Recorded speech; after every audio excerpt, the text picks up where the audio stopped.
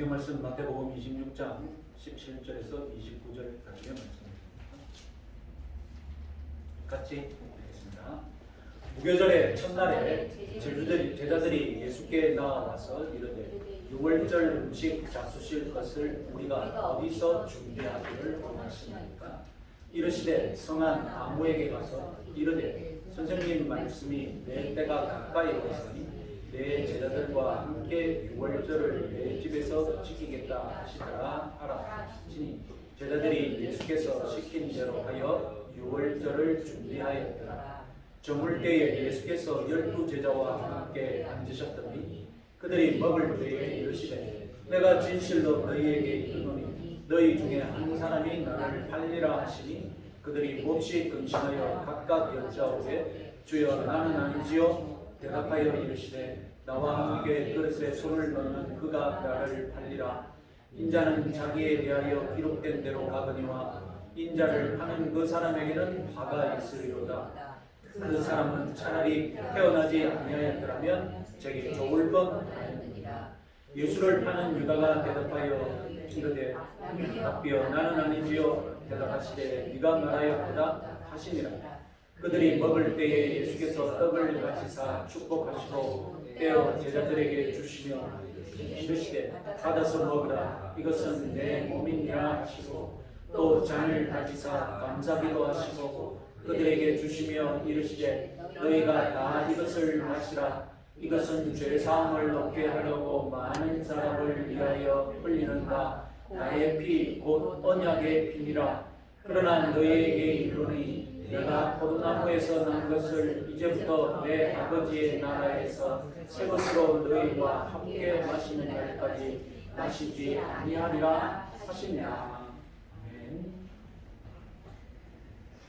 네, 16절까지 이 침묵의 수요일, 배반의 수요일 끝났습니다. 그리고 17절부터는 고난주간의 목요일이 시작됩니다. 파워포인트 보시면 이 예수님이 돌아가신 날짜나 요일에 관하여서 그것이 언제냐 뜻밖에도 학자들 간에 큰 논쟁이 있습니다. 요한복음이 다른 복음서보다 하루 빠른 시간을 제시하는 것처럼 보이기 때문입니다. 그래서 요한복음에 의하면 예수님은 마치 목요일날 돌아가신 것이 아닌가 그렇게 보이기도 합니다. 그래서 몇 가지 해답이 이 충돌을 해결하려는 몇 가지 해답이 제시되고 있지만 만족스럽지 않습니다. 결론은 전통적인 요일 구분법으로 다 돌아갑니다. 그래서 전통적인 요일 구분법이 여전히 우리가 교회에서 통용되고 믿어지고 있는데 한번 보시면 자 중요한 것은 유대 날짜 계산은 유대 요일 계산은 해가 떨어지면 일몰 후 그 날이 시작되는 겁니다. 우리는 일출하면 날이 시작되는 것으로 생각되지 않습니까? 그러니까 일몰 후 날이 시작되는 겁니다. 그래서 17절에서 시작되는 시간대는 무교절 첫날인데 목요일 낮입니다. 장소는 베다니입니다. 왜냐하면 18절에서 성내로 들어가라. 예루살렘 안으로 들어가라고 명령하셨습니다. 그럼 지금 어디 있다는 얘기입니까? 성 밖에 있다는 얘기거든요. 그럼 베다니죠. 지금 낮에 해가 뜬 후에 여기서 낮은 해가 뜬 후라는 것입니다. 해가 떠서 해가 지기 전까지의 시간을 낮이라고 간단하게 얘기한 것입니다. 지금 낮에 제자들은 밤에 있을 유월절 만찬을 준비할 장소를 질문했던 겁니다. 그런데 17절은 무교절 첫날이라고 말합니다.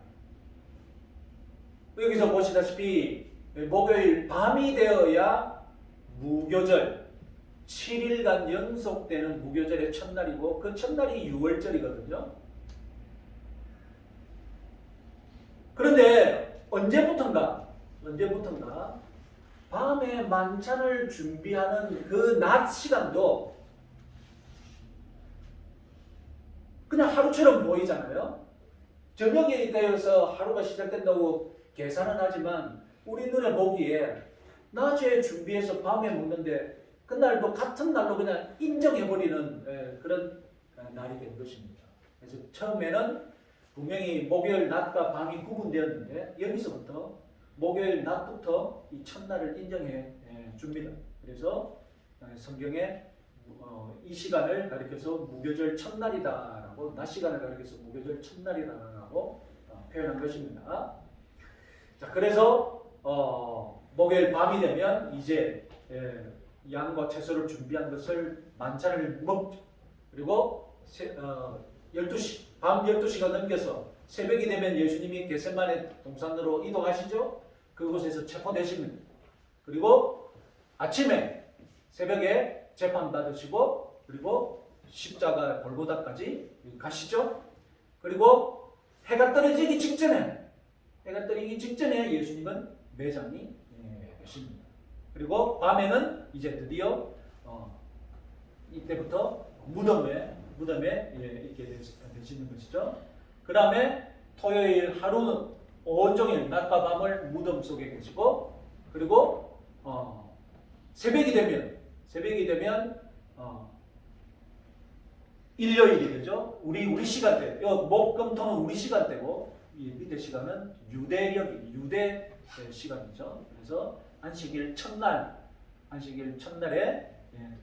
일요일 새벽에 부활하게 되십니다. 이것이 전통적으로 고난주간에 대한 시간표가 되겠습니다.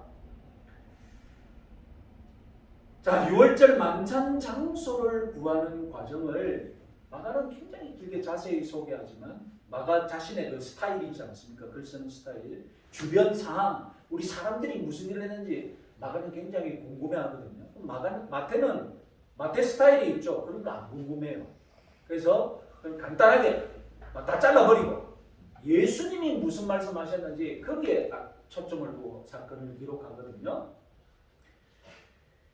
자, 마태는 그래서 18절 내 때가 가까이 왔으니 내 제자들과 함께 유월절을 내 집에서 지키겠다. 예수님 말씀을 주목하고 있죠.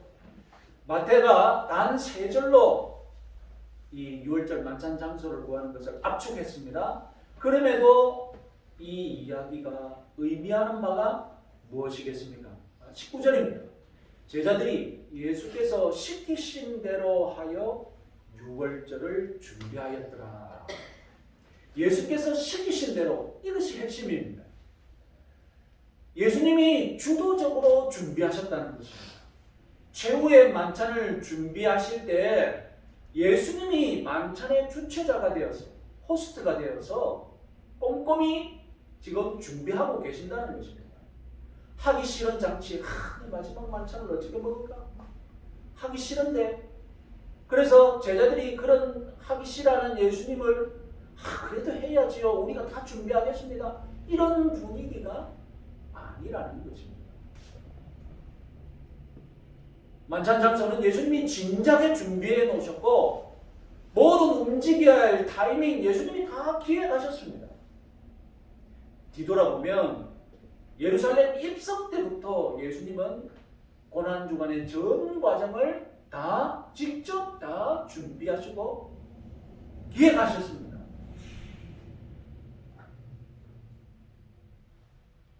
이 주 전에 이 유다의 배신에 관하여서도 제가 말씀드린 적이 있지 않습니까? 흉계의 타이밍, 여러분 유다가 주도했습니까? 유다 손에 쥐어졌던 그 흉계의 타이밍, 유다가 꼭 세밀하게 살펴보고 이때다 하고 결정했습니까? 아닙니다. 예수님이 유다를 몰아가셨습니다. 유다를 자극했고 유다를 막다른 골목으로 몰고 가셔서 6월절에 유다가 할 수 없이 예수님을 배반하도록 예수님이 몰고 가셨습니다. 이렇게 지금까지 고난주간의 모든 일정을 예수님이 주관하고 계십니다. 앞으로 이제 십자가로 지는 과정도, 재판받는 과정에서도 예수님이 다 당당하게 주권적으로 준비해 가시는 과정을 우리는 보게 될 것입니다. 여러분들도 억지로 신앙생활 하지 마십시오. 주님처럼 무엇인가 앞장서서 하나님의 뜻에 순종하시기 바랍니다. 고난을 만나셔도 마찬가지입니다. 야고보서 1장 2절 말씀 우리 같이 한번 읽어보겠습니다. 내 형제들아 너희가 여러 가지 시험을 당하거든 온전히 기쁘게 여기라. 뭐 좀 힘들면 신앙생활 못하겠다 하겠다. 뭐 좀 상처받으면 봉사 못하겠다 하겠다. 이렇게 왔다 갔다 하지 마시고 고난이든 시험이든 기쁘게 주도적으로 그냥 극복하시고 해결하시고 그래서 이겨내고 말씀에 순종하시는 여러분들 되시기 바랍니다. 그리스도의 제자답게 무슨 일을 만나든 즐겁게 환영하고 주도적으로 이끌어가시는 그런 신앙생활 하시기 바랍니다. 자, 다시 본문을 봅시다. 목요일 해가 떠 있는 동안 제자들은 양을 끌고 성전에 가서 아마 희생제사를 드렸을 겁니다. 희생제사를 드린 그 고기를 이제 가져와서 저녁에 6월절 만찬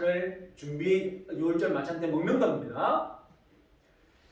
자, 20절부터는 그렇게 이제 제사에 바친 양의 고기를 밤에 먹는 이야기, 소위 성만찬 본문입니다. 성만찬 본문의 전반부는 가론 유다에 관한 이야기죠. 우리들은 2주 전에 제가 가론 유다의 흉계의 타이밍이라는 주제로 설교를 했을 때 말씀드렸습니다. 기억이 안 나시면 한 번 더 보시면 되겠습니다. 조회수가 많이 안 늘어나고 있더라고요. 계속 그렇게 강조를 하고. 자, 오늘은 가론 유다에 관한 이야기는 안 하고 이제 바로 성만찬 본문에 대해서 바로 강의하겠습니다.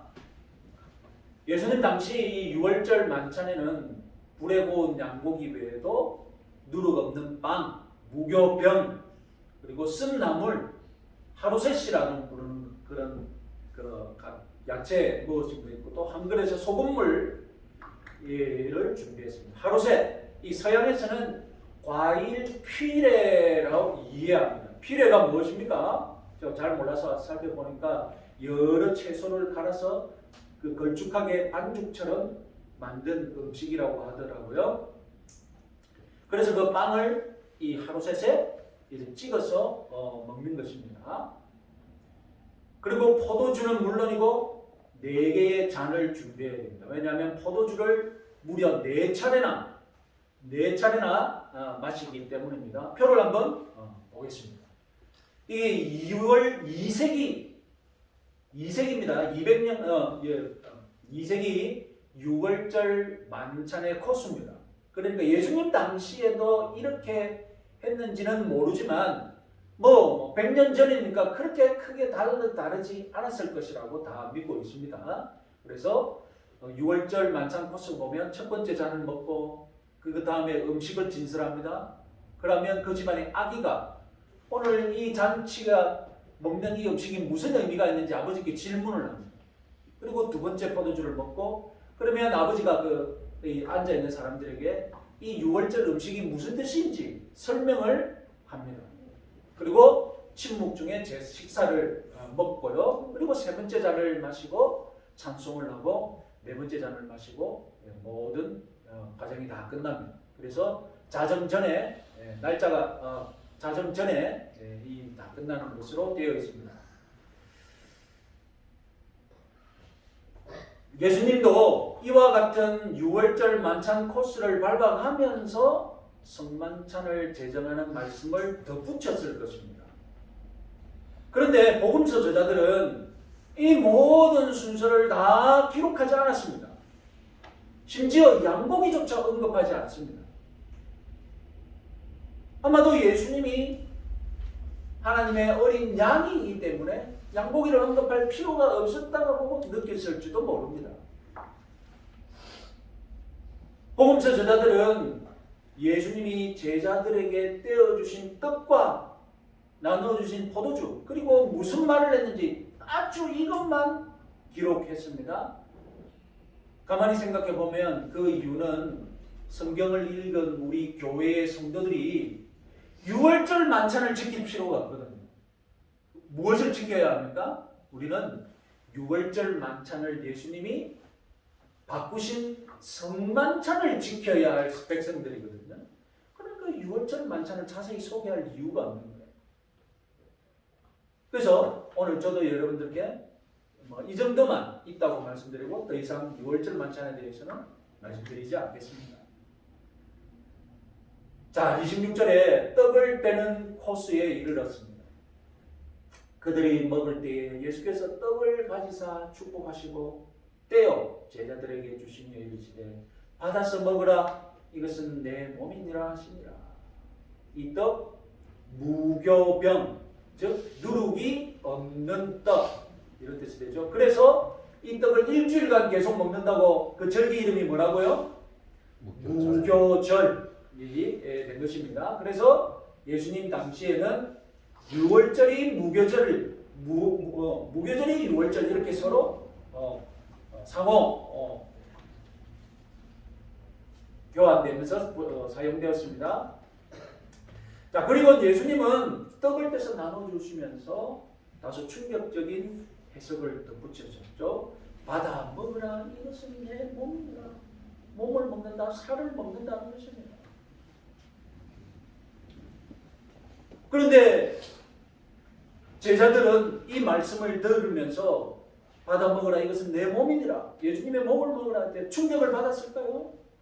문자적으로 이해했을까요? 문자 그대로 이해했을까요? 아니면 상징적으로 이해했을까요? 요한복음에 의하면 예수님은 이미 갈릴리에서 오병이어의 기적을 베푸신 다음에 생명의 떡에 관하여서 말씀한 적이 있습니다. 그래서 제자들은 예수님이 이 떡은 내 몸이다라고 했을 때 이미 상징적으로 해석할 수 있는 그런 사전 지식이 있었습니다. 그러니까 로마 가톨릭이 떡은 내 몸이다라는 말씀을 문자 그대로 떡을 사제가 주는 순간 그 떡이 몸으로 변한다 이렇게 말하는 것은 잘못된 해석입니다. 그런데 우리 개신교 안에서도 이 떡을 떼는 행위를 마치 예수님 떡을 떼는 행위를 살을 찢으신 것으로 해석하고 강조하는 해석이 있습니다. 마찬가지로 그것도 문자적으로 해석이면 잘못된 것입니다. 예수님은 전혀 그렇게 강조하지 않으셨습니다. 성경은 오히려 복음서를 보시면 예수님이 몸과 뼈가 하나도 꺾이지 않은 것을 강조합니다. 그러니까 자꾸 예수님의 몸이 찢어졌다 말하는 성경과 반대로 강조하는 것입니다. 예수님이 찢어진 것은 하나의 떡을 같이 나누어 먹는 과정에서 생긴 것이고 성찬에서 중요한 것은 하나의 떡을 나누어 먹었다는 것이지 그 과정에서 찢었다는 것을 무엇인가 자꾸 강조할 필요는 없다는 것입니다. 자, 그럼 떡은 예수님의 몸이다. 이것을 상징적으로 어떻게 해석할까요? 조금 전에 말씀드렸던 요한복음 6장 47절에서 51절 예수님이 이미 오병이어 때 사전 가르쳤던 말씀 우리 같이 한번 읽어보겠습니다. 믿는 자는 영생을 가졌나니 내가 곧 생명의 떡이니라. 너희 조상들은 광야에서 만나를 먹었어도 죽었거니와 나는 하늘에서 내려온 살아있는 떡이니 사람이 이 떡을 먹으면 영생하리라. 내가 줄 떡은 곧 세상의 생명을 위한 내 살이니라 하시니라. 자, 예수님이 이것을 상징적으로 가르치면서 도대체 무엇을 가르치려고 하셨을까요? 생명의 떡이신 예수님을 먹는다는 것, 곧 예수님을 믿는다는 것이 무엇인지 생생한 교훈을 주신 것입니다. 예수님을 믿는다는 것, 그것은 생명의 떡이 내 몸에 들어와 분해되고 나를 살게 하는 영양분이 되고 그래서 먹는 것이 곧 내가 되는 거잖아요. 그죠? 내가 자꾸 무엇을 먹으면 그것이 내가 됩니다. 키가 크고. 그래서 음식이 곧 무엇이 됩니까? 시간이 지나면 음식이 곧 내가 됩니다. 그렇잖아요. 오늘날 내가 있는 것 곧 무엇이 만든 겁니까? 음식이 이렇게 나를 만드는 거예요. 나쁜 음식 먹으면 나쁜 몸이 되는 거고 좋은 음식 먹으면 좋은 몸이 되는 거예요. 내가 생명의 떡이다. 그 떡을 너희들이 먹으면 그 떡이 들어와서 소화가 되고 그러면 내 온몸에 퍼지면서 그 떡이 나를 어떻게 한다고요? 떡이 나를 만드는 겁니다. 이것이 예수를 믿는다는 것의 상징입니다. 그래서 예수님은 우리 속에 들어오셔서 우리의 생명이 되시고 우리의 활력이 되십니다. 예수님 때문에 우리가 살아가는 겁니다. 예수님이 우리 삶의 에너지가 되는 것입니다. 예수님이 살 힘을 주시는 것입니다. 믿으시기 바랍니다. 아멘. 오늘 성찬에 참여하시는 성도 여러분, 모두 예수님이 우리 생의 원동력이고 예수님이 내 속에 들어오셔서 나를 살게 한다는 것, 이것이 곧 예수를 믿는다는 것임을 믿고 고백하시기 바랍니다. 네. 자, 계속해서 이제 27절을 봅시다. 또 잔을 가지사 감사기도 하시고 그들에게 주시매 이르시되 너희가 다 이것을 마시라. 자, 앞서 떡을 가지시고 축복하신 것, 그리고 지금 잔을 가지고 감사기도 하신 것, 둘 다 의미가 다 똑같은 행동입니다. 여기서 잔은 포도주를 대신해서 표현한 것이죠. 그래서 잔을 가지고 포도주를 주신 하나님께 감사기도 하셨던 것입니다. 여기서 감사기도 하다의 헬라어가 유카리스테오라는 단어인데, 그래서 영어권에서는 성찬식을 표현하는 단어 유카리스트라고 하거든요. 이 단어가 어디서 나왔습니까?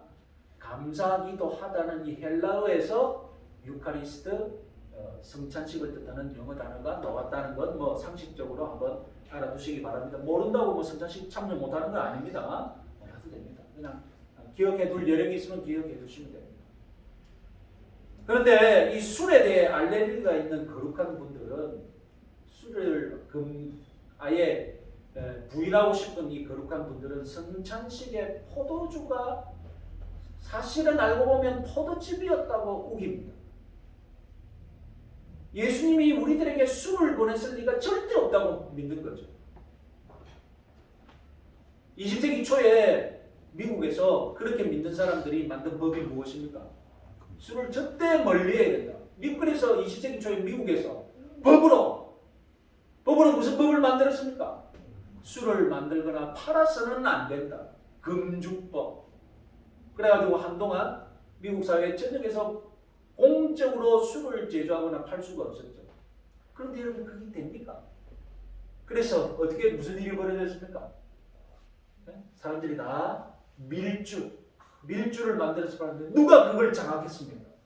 밀주 만들고 파는 과정은 누가 장악했습니까? 누가 장악할 수 있겠습니까? 네? 마피아가 장악할 수 있지 않습니까? 그래서 금주법 때문에 오늘날 마피아가 존재하게 된 겁니다. 여러분 사람이 이래 어리석어요. 우리 사회에서 술을 쫓아내자고 해놓고 술은 술 밑에서 다 팔고 덕분에 누가 돈을 벌어요? 마피아가 범죄 집단이 돈을 버는 거예요. 이래 어리석은 사람들이. 유대인들은 평상시 식사에는 물을 마셨지만 6월절 만찬에는 반드시 포도주를 마셨습니다. 무려 몇 잔이나? 참여하는 사람은 모두 다 4잔씩이나 마셔야 했습니다. 자, 그러면 오늘날 교회에서 어떤 교회는 보니까 포도주가 아니라 포도주스를 사용합니다.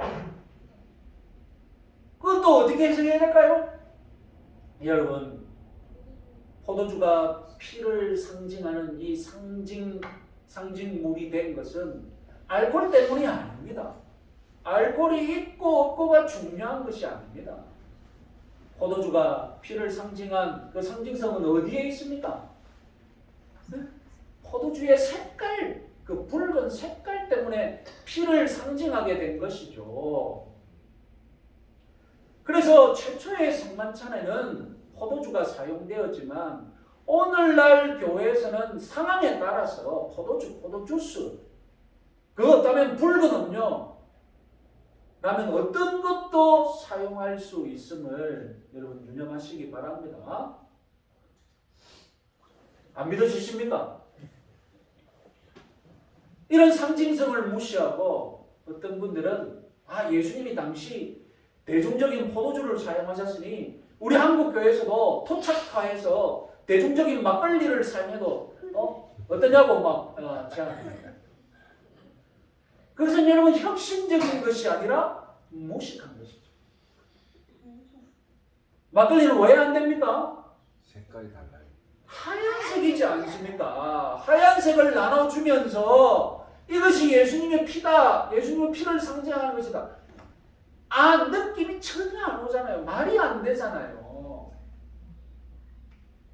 어떻게 피를 상징합니까? 하얀색이. 그러니까 여러분, 피의 상징, 예수님이 이 포도주를 상징한 것은 결국 알코올 유무가 아니라 알코올이 있고 없고를 계속 따지는 것이 아니라 빨간색 이 색깔 때문이라는 것을 유념하시면 무엇을 해도 자유를 누리시기 바랍니다. 자, 23절은 예수님도 이 잔 하나를 가지고 식사에 참여했던 모든 사람들이 돌려가며 마셨음을 의미합니다. 오늘날에는 위생 개념이 투철해서 그렇게 안 하죠. 그러나 고대에는 그렇지 않았죠. 또 오늘날에는 집마다 막 잔들이 넘쳐나잖아요. 잔 하나 깨졌다고 누가 호들갑 떱니까? 요즘 사람 다치지 않는다고 신경 쓰지. 그러나 2000년 전 고대에는 모든 물자들이 다 귀했습니다. 모든 물자들이 다 부족했고 다 귀했습니다. 그래서 2000년 전 성찬식에는 큰 잔을 하나 가지고 돌려가면서 마셨다는 것. 자, 28절에서 이 포도주의 상징성을 예수님이 직접 해석해 주시죠. 이것은 죄사함을 얻게 하려고 많은 사람을 위하여 흘리는 바 나의 피고 언약의 피니라. 번역된 우리말 어순과 정반대로 헬라어 어순은 거꾸로입니다. 헬라어 어순대로 제가 한번 주목하겠습니다. 첫 번째는 나의 피, 곧 언약의 피. 자, 앞서 떡을 나의 몸이라고 설명하셨지 포도주를 나의 피라고 말씀하십니다. 이는 누가 봐도 상징적이죠. 유대인들에게 피를 마시게 한다는 상상 불가한 엽기적입니다. 오늘날에도 약간 엽기적이잖아요. 그래서 누가 들어도 이건 문자 그대로 피를 마시라는 뜻이 아니라 상징적인 가르침이라는 것을 알아차렸을 것입니다. 예수님은 특별하게도 언약의 피라는 말씀을 덧붙이셨습니다. 6월절 만찬이 이 애국을 탈출할 때, 우리 수천 년 전에 있었던 애국을 탈출할 때 어린 양의 피를 문설주에 바르고 그리고 누룩이 없는 떡과 쓴 나물을 먹으면서 급하게 탈출했던 것을 기념하는 절기지 않습니까? 그 후에 이 출애굽 후에 시내산에서 언약의 피가 뿌려진 일이 있습니다. 자, 출애굽기 24장 한번 읽어보겠습니다. 24장 6절에서 11절. 모세가 피를 가지고 반은 여러 양푼에 담고 반은 제단에 뿌리고 언약서를 가져다가 백성에게 낭독하여 듣게 하니 모세가 그 피를 가지고 백성에게 뿌리며 이르되 이는 여호와께서 이 모든 말씀에 대하여 너희와 세우신 언약의 피니라. 모세와 장로 70인이 올라가서 이스라엘 하나님을 보니 그들은 하나님을 뵙고 먹고 마셨더라. 시내산에서 무슨 일이 벌어졌습니까? 모세를 중보자로 두고 하나님과 이스라엘 백성이 언약을 체결한 것입니다. 언약식을 지금 맺고 있는 것입니다. 그래서 피를 가져와가지고 반은 하나님께 뿌리고 반은 이스라엘에게 뿌립니다. 이게 무슨 의미입니까? 그야말로 피로 맺어진 관계. 이 언약이 깨어지면 내가 피를 흘렸으라도 목숨을 잃었으라도 이 언약을 지키겠다는 결사의 그런 뜻을 담고 있는 거죠. 흥미롭게도 피의 언약을 체결한 후 무엇 했습니까? 이스라엘과 하나님은 만찬을 지킵니다. 당시 고대 근동에서는 언약을 체결하면 우리가 언약을 체결했으니 반드시 뭘 해야 된다고? 무기를 놓고 다 같이 밥 먹어야 됩니다. 식구가 되어야 됩니다. 언약 체결 후에. 그래서 오늘날도 어떻습니까? 협정을 맺으면 협정 후에 뭐가 있습니까? 파티가 있잖아요. 네? 그 계약을 체결한 기념으로 뭐 이제 파트너가 되었으니 같이 먹는 파티가 있잖아요. 똑같습니다. 그래서 이스라엘도 피의 언약을 체결한 덕분에 이제 하나님과 먹고 마실 수 있는 사이가 된 것입니다. 자, 출애굽 역사에서 어린 양의 피가 문설주에 뿌려진 것, 그리고 시내산에서 언약의 당사자인 하나님과 이스라엘에게 피가 뿌려진 것, 두 번 있었는데 예수님은 이 두 가지 이 피 뿌림을 성만찬에서 결합시킵니다. 그래서 우리는 피를 뿌린 언약을 맺었기에 하나님과 어떻게 무엇을 즐깁니까? 식사 만찬을 즐기는 것입니다. 자, 두 번째로 많은 사람을 위해 흘리는 피다라고 말씀하셨습니다. 시내산에서 수천 년 전에 시내산에서 맺은 언약은 이스라엘 한민족을 위한 언약이었습니다. 이스라엘 한민족만 하나님의 백성이 되는 언약이었습니다. 그러나 예수님이 우리에게 베푸신 언약은 많은 사람, 많은 민족, 모든 이방 민족에게 다 열려있는 언약임을 믿으시기 바랍니다. 세 번째로 죄 사함을 얻게 한다라고 하셨습니다. 피를 흘려 죽기까지 예수님이 언약을 믿으시는 목적, 다름 아니라 구원, 죄 사함을 얻는 것입니다. 자, 구약에서 죄를 용서받는 방법이 바로 피 흘림이었습니다. 히브리서 9장 22절 말씀 같이 한번 읽어보겠습니다. 율법을 따라 거의 모든 물건이 피로써 정결하게 되나니 피 흘림이 없는 적 사함이 없느니라.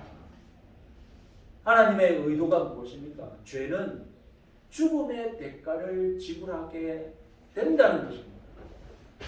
그래서 내가 피 흘려 죽음으로써 내 죄의 대가를 치러야 하는데, 그것이 율법인데, 그나마 하나님께서 은혜를 베푸셔서 내 대신 피 흘리는 것이 무엇입니까?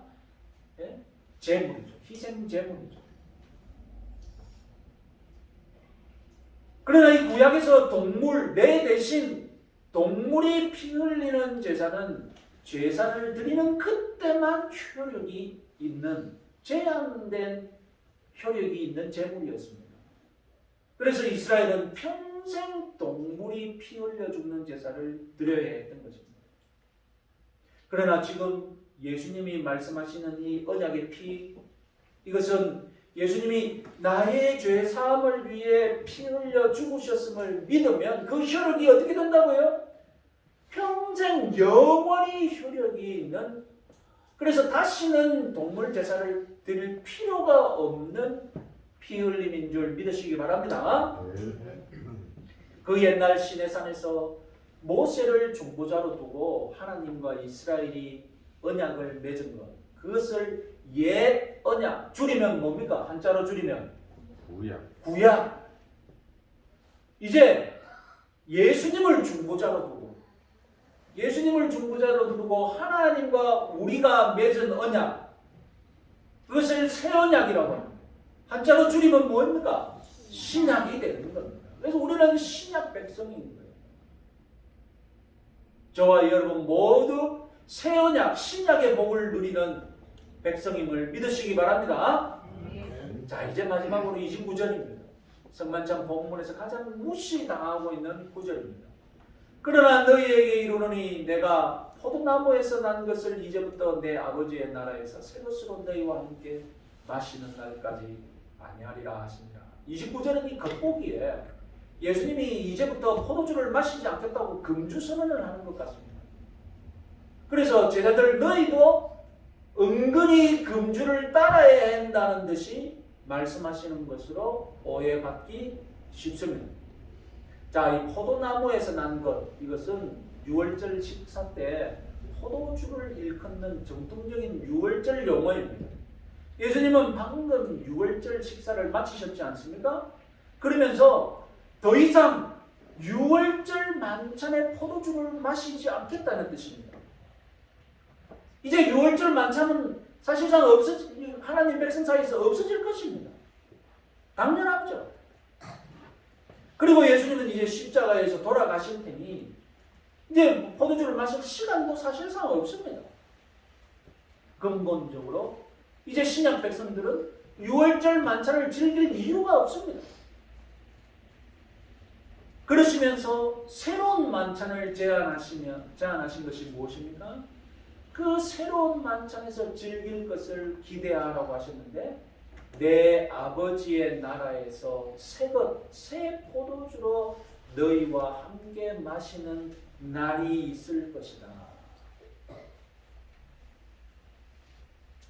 그러니까 29절은 예수님이 포도주를 끊으셨다는 사실을 강조하는 것이 아니라 제자들 너희들과 천상의 잔치에서 만나 새 포도주를 즐기자는 것을 강조하는 말씀입니다. 제자들 너희들은 반드시 천상의 잔치를 누리게 될 것이라고 약속해 주시는 말씀입니다. 또한 너희들은 성도로서 이 땅에서 승리하고 나중에 최후에는 하나님과 또 다른 잔치를 즐길 것이다 라고 약속해 주시는 말씀입니다.